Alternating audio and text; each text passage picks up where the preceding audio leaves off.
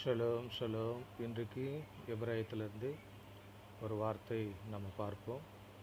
ஆதியாகமம் 2ஆம் அதிகாரம் 7ஆம் வசனத்தில், தேவனாகிய கர்த்தர் மனுஷனை பூமியின் மண்ணினாலே உருவாக்கி அப்படின்னு இருக்குது.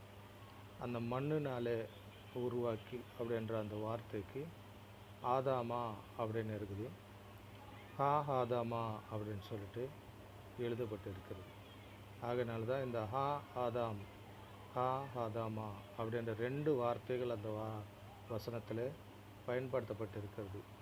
ஒன்று ஆதாமா அப்படின்ற இடத்துல த மேன் அப்படின்னு பயன்படுத்தப்பட்டிருக்கிறது.